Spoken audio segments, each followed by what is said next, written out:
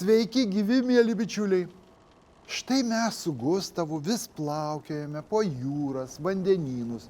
Lyg ir turėtume tyrinėti vandenų gyvūniją, o mums vis kažkaip neišeina ir neišeina. Pasakojame apie įvairias salas ir tose salose vykstantį žmonių gyvenimą. O kur vandenynų monstrai, gigantiški aštuonkojai, rykliai ir taip toliau ir panašiai. Mes laidos žiūrovams dar šio LRT televizijos sezono pradžioje žadėjome apie tai papasakoti ir viską parodyti. Šiandien, profesoriau, mes būtinai papasakosime apie stambius jūrų gyventojus. Tai kol kas nebus kokios nematytos, negirdėtos gyvūnų rūšys, monstrai aštuonkojai ar gelmėse pasislėpę priešistoriniai vandenynų dinozaurai. Bet pažadu, kad bus įdomu. O dabar leiskime pakalbėti mūsų krašto gyventojams, istorikams Liudvikui ir Leonardui.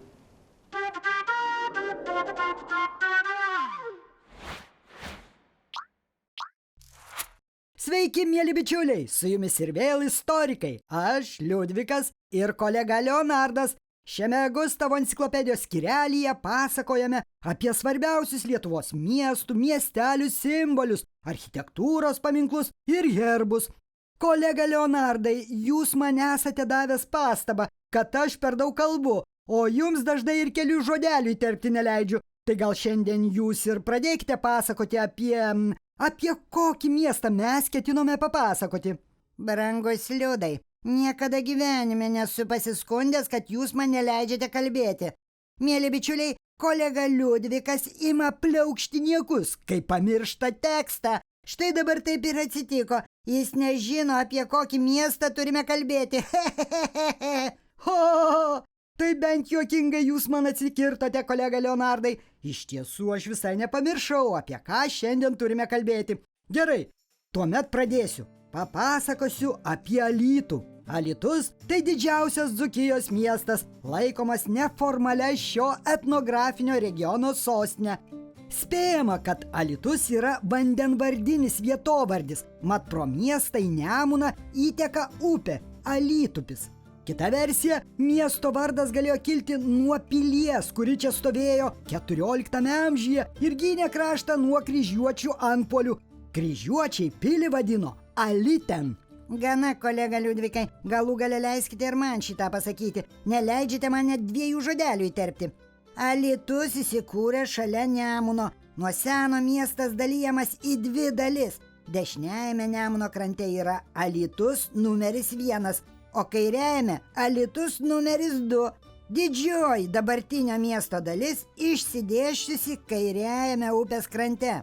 Alytuje yra 4 bažnyčios. Švento Liudviko, tai ne mano kolegos Liudviko vardo bažnyčia, o kito, Šventojo Liudviko. Dar yra Šventų angelų sargų bažnyčia, Šventojo Kazimiero ir mergelės Marijos krikščionių pagalbos bažnyčia. Dar mieste yra svarbus Lietuvos nepriklausomybės 10-mečio paminklas – Laisvės angelas, pastatytas 1929 metais. Skulptorius buvo Antanas Aleksandravičius, tačiau 1934 metais į skulptūrą trenkė žaibas ir paminklas subyrėjo.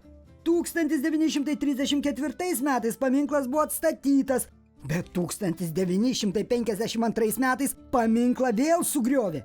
Ne, šį kartą ne žaibas, ne audra, o Sovietų Rusijos okupantai.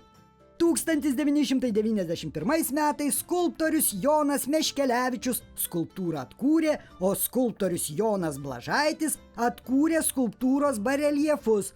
Matot, kokia įdomi Laisvės angelo istorija. O dabar jau metas patyrinėti Alytaus herbą. Raudoname skydo lauke matome penkialapę heraldinę rožę su auksiniu viduriu ir žaliais spygliais. Rožė tai vienas labiausiai paplitusių simbolių Europoje. 1581 metais Alytui Magdeburgo miesto teisės ir herbą suteikė Lietuvos didysis kunigaikštis ir Lenkijos karalius Steponas Batoras. Gali būti, kad herbo lauke rožė pasirinkta todėl, kad toks buvo Alytaus apylinkėse gyvenusių bajorų Orlovskių giminės herbas. Tačiau gali būti, kad tam įtakos turėjo švenčiausios mergelės Marijos kultas.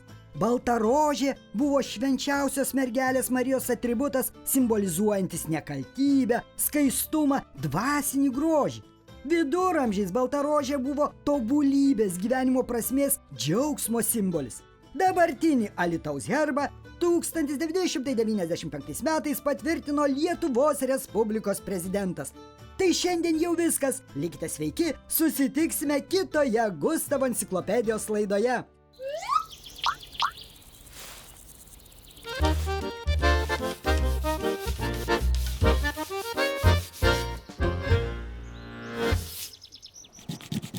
Mėly žiūrovai, ar esate kada girdėję senų jūrininkų pasakojimus apie jūrose, vandenynuose gyvenančias mitologinės būtybės?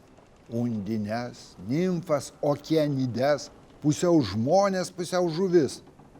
Sakoma, kad undinės savo dainomis hipnotizuoja, pakeria jūrininkus, palaužia jų valią, suvilioja ir paskandina. Tokių istorijų gausu senovės graikų mituose. Šiandien papasakosime ne apie undines, bet kažkuo labai jas panašius gyvūnus.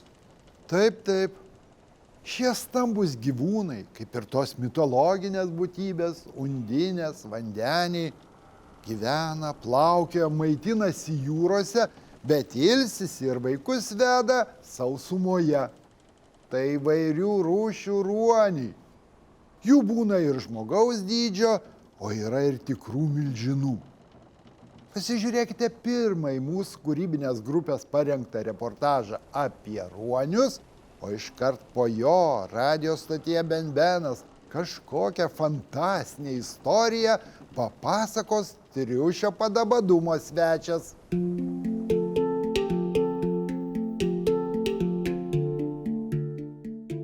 Ruoniai tai plėšrūs žinduoliai, prisitaikę gyventi vandenyje.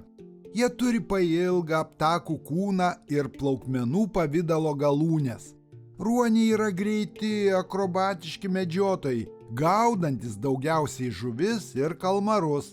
Kitaip negu kiti jūriniai žinduoliai, pavyzdžiui, banginiai, diugoniai arba lamantinai, ruoniai išlipa į krantą veistis, susiburdami į grupes, vadinamas gulyklomis.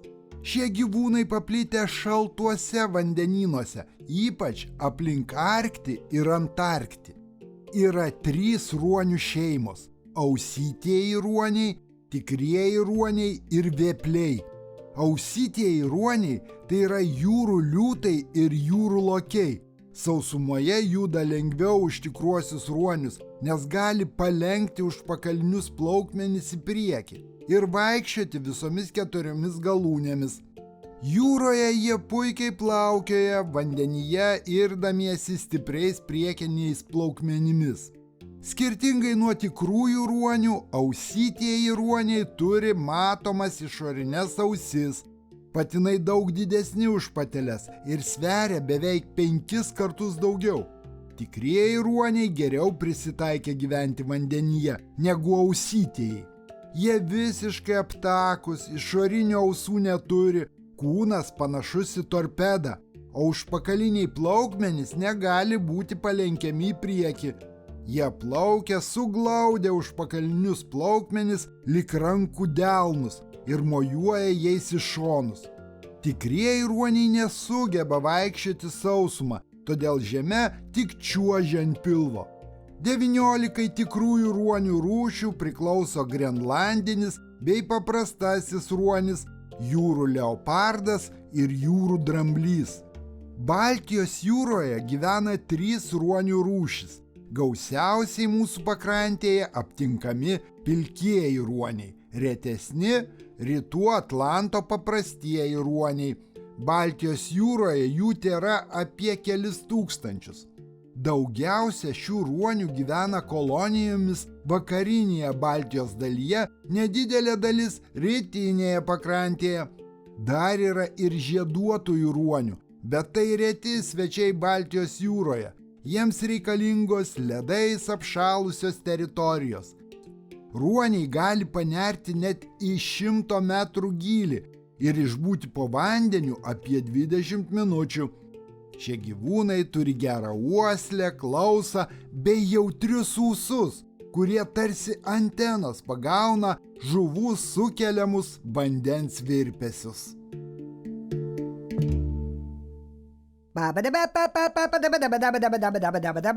Mėly Gustavo enciklopedijos žiūrovai bei radio stoties Benbenas klausytojai, su jumis ir vėl aš, specialusis korespondentas laidos skyrelio Tiesa slypi kažkur anapus vedėjas Triušis Padabadumas, o su manimi naujas svečias, senasis jūrininkas Benas Džoisas, kurį sutrumpintai vadiname Ben Džoisu. Gerbiamas Ben Džoisai, jūs norėjote papasakoti fantastinę istoriją, kuri nutiko bekraščiame vandenyne?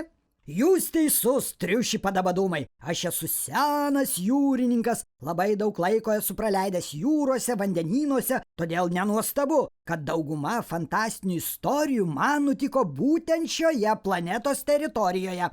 Šiandien aš visiems mūsų laidos žiūrovams, klausytojams papasakosiu apie tai, kaip aš prekybiniu laivu išplaukiau iš Olandijos į Indiją. Ten norėjau nusipirkti įvairių prieskonių ir vėliau juos parduoti Europoje.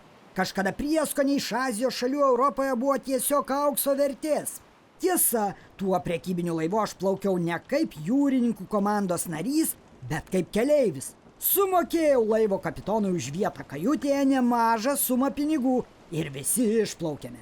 Laivas vadinosi Skrajojantis Olandas, o laivo kapitono vardas buvo Vanderdekenas. Aš tuomet dar nežinojau, kad Vanderdekenas gyvenime prikrėtė daug negerų dalykų ir kad su juo plaukti per jūras labai pavojinga. Aš juk su savimi turėjau nemažą sumą pinigų, už kuriuos Indijoje ketinau nusipirkti prieskonių. Na ir kai mes jau buvome Indijos vandenyne, Vanderdekenas nusprendė mane apiplėšti. Jis įsakė savo jūrininkams atimti iš manęs pinigus, o patį išlaipinti visai mažoje negyvenamoje saloje. Vanderdekenas žinojo, kad tokioje salelėje vidur vandenynų manęs laukia mirtis. Ir aš niekam nebepapasakosiu apie prieš mane įvykdytą nusikaltimą. Žiūrėkite laidą toliau, mes dar sugrįšime.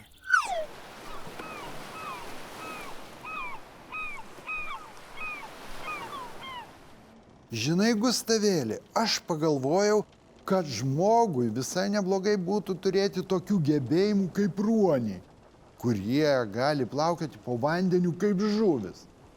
Tuomet būtų daug paprasčiau tyrinėti povandeninį pasaulį. Gal daugiau sužinotume apie tai, kas slepiasi jūrų gelmėse. Tuomet jūs turėtumėte pasirinkti, ką labiau norėtumėte turėti – rankas ir kojas ar plaukmenis kaip ruoniai. Negi jums patiktų, jeigu nebegalėtumėt sausumoje laisvai vaikščioti, bėgioti kaip žmogus, rankomis gaminti įvairius prietaisus, įrankius, laivus. Žmogus protinga, mąstanti būtybė. Todėl jau išrado narų kostiumus, skafandrus. Žmogus ir be ruonių gebėjimų gali ilgą laiką plaukioti po vandeniu. Tiesa, nelabai giliai. Mėly bičiuliai, pasižiūrėkite dar vieną reportažą apie ruonius, o laidos pabaigoje susitiksime laivo virtuvėje, kulinarinių pamokėlių skyrelyje.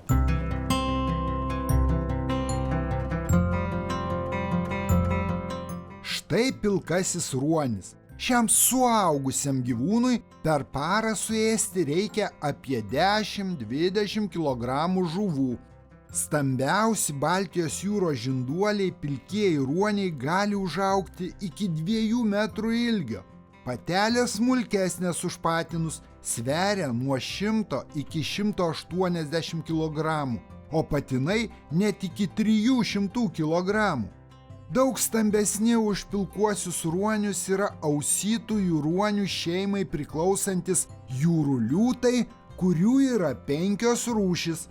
Šiaurinis jūrų liūtas, kartais vadinamas tiesiog jūrų liūtu, paplitęs Ramiajame vandenyne, nuo Čiukčių pusiasalio iki Japonijos. Jūrų liūto patinas gali sverti net 1000 kg, tai yra visą toną, o štai patelės smulkesnės užauga iki 350 kg. Kaliforninis jūrų liūtas, paplitęs Ramiajame vandenyne prie Kalifornijos ir Japonijos krantų. Kaliforninis jūrų liūtas gerokai mažesnis už šiaurinį jūrų liūtą. Jis turi puikių artisto gebėjimų, lengvai treniruojamas, todėl Kaliforninio jūrų liūto pasirodymus dažnai galima pamatyti įvairiuose pasaulio akvanariumuose. O štai ruonių šeimai priklausantis vėpliai, patys stambiausi. Patinai užauga iki 4 metrų ilgio ir gali sverti net 2 tonas. Patelės kokiu trečdaliu mažesnės, smulkesnės už patinus. Vėplius lengva pažinti iš didelių ilčių, stambaus kūno bei raukšlėtos odos. Šie draugiją mėgstantis gyvūnai didelėmis kolonijomis gyvena Arkties pakrančių vandenyse. Patinų iltis daug ilgesnės nei patelių. Vėplio iltis rodo jo statusą bendruomenėje. Kuo iltis ilgesnės, tuo aukštesnė šio gyvūno socialinė padėtis. Vėpliai maitinasi jūros dugne ropinėjančiais bestuburiais gyvūnais, moliuskais, krabais, jūrų ežiais. Vėpliai knaisiojasi dumble, o jautrus gyvūno ūsai padeda susirasti maisto drumzliname vandenyje. Iš vandens vėpliai išlipa pailsėti arba veistis. Storas poodinis riebalų sluoksnis neleidžia jiems sušalti ledinėme vandenyje, tačiau saulės atokaitoje vėplys gali perkaisti. Norėdamas atvėsti, jis išgarina šilumos perteklių per tam tikras odoje išsiplėtusias kraujagyslės. Dėl to vėplio kūnas nusidažo rožinė spalva, o iš ledinio vandens išnėrę atvėsę gyvūnai yra tamsesni.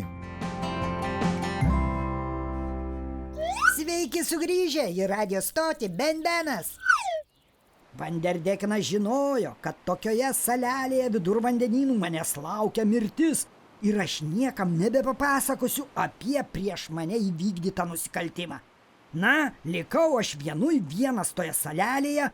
Vanderdekinas piktai kvatodamas dar šūktelėjo man iš laivo: "Tau galas, Ben Džoisai, čia buvo tavo paskutinė kelionė." O aš nelikau skolingas, įniršęs surikau: "Gal man ir galas, bet jūs visi taip pat mirsite. Jūsų laivas nenuskęs, bet ir niekada nebegalės pasiekti sausumos, nei Indijos, nei kokio kito kranto. Jūs pasmerkti amžinai plaukioti po vandenynus." Tai nuskambėjo kaip prakeiksmas. Aš pats išsigandau savo žodžių, nes iš tiesų nesu piktas, kerštingas žmogus. Tačiau žodis nežvirblis, paleistas į laisvę atgal nebegrįžta. Taigi skrajojantis Olandas nuplaukė, kaip manė jo komanda ir kapitonas Vanderdekinas, į Indiją, o aš likau salelėje vienas. Gyvenime jau buvau patyręs ir baisesnių dalykų, todėl nenusiminiau. Priguliau ant smėlio po palmę ir ėmiau mąstyti, kągi daryti toliau, kaip galėčiau užsigelbėti. Čia staiga mano nedidelis sausumos lopinėlis sudrebėjo, ėmė kilti viršų ir iš vandens išniro žuvis milžinė, ant kurios nugaros ir buvo užaugusi ta sala. Jūs manot, kad aš išsigandau? Ne, atvirkščiai. Aš pašokau ir ėmiau šaukti: "Valio, likimas man nusišypsojo." Juk tai sena mano draugė, didžuvė vardu Florencija. Florencija taip pat labai apsidžiaugė, sako: Koks netikėtumas, mielasis Ben Džoisai, kad mes ir vėl susitikome vidur bekraščio vandenyno. Istorijos tęsinį išgirsite kitoje Gustav enciklopedijos laidoje.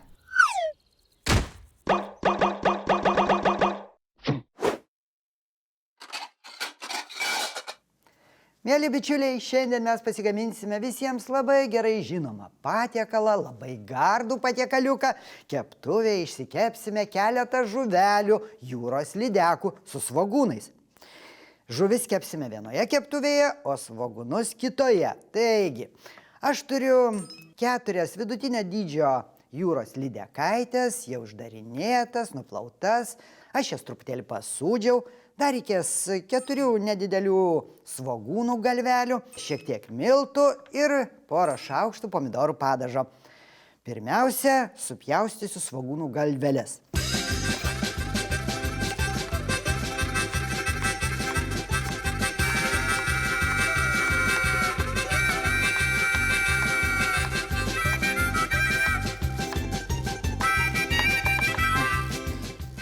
Dabar darysime iškart 2 darbus. Vienoje keptuvėje kepsiu žuveles, o kitoje svogūnus. Žuveles truputėlį pavoliosiu miltuose ir iškart dėsiu į keptuvę su trupučiu įkaitinto aliejaus.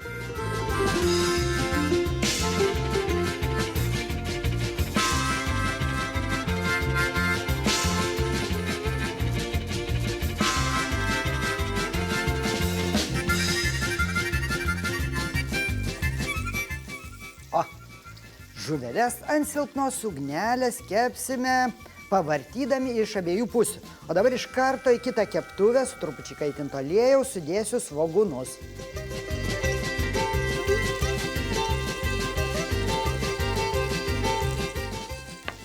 Reikia viską maišyti.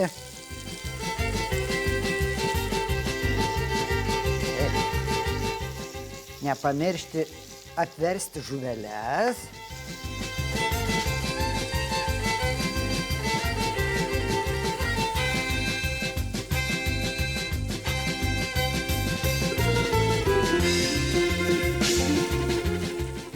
Svogūnai kepa greičiau negu žuvis. Kai jie truputėlį suminkštės, galėsiu sudėti pomidorų padažą. Dar pamaišom. Viskas dedu pomidorų padažą. Vėl viską pamaišom. Ir štai šitaip su pomidorų padažu svogūnus dar truputėlį pakepinsime. Na, keptuvę su svogūnais jau galiu nuimti nuo viryklės. Padėsime į šoną, tegul aušta. Ir dabar dėmesį sukoncentruosime į žuveles. Taip, vėl verčiam. Taip po truputėlį reikės kelis kartus žuveles apversti ir pakepinti jas iš abiejų pusių, kad gerai iškeptų.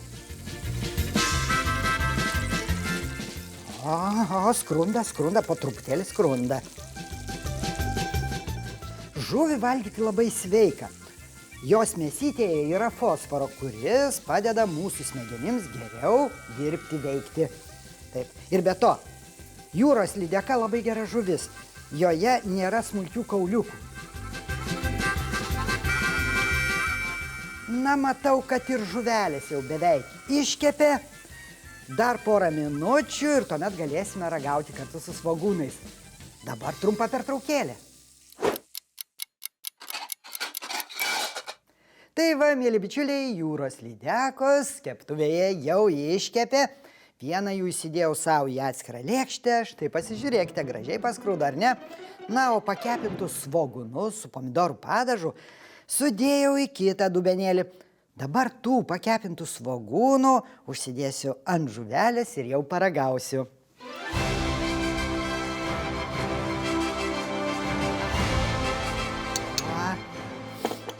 Gražiai atrodo ir labai kvepia. Kągi, ragaujam? Matau, kad gerai iškepė truputėlį svogūniukų.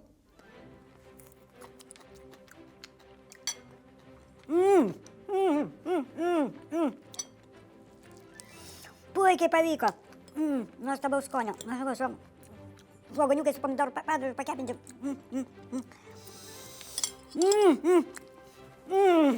Oi. Nežinau, kodėl.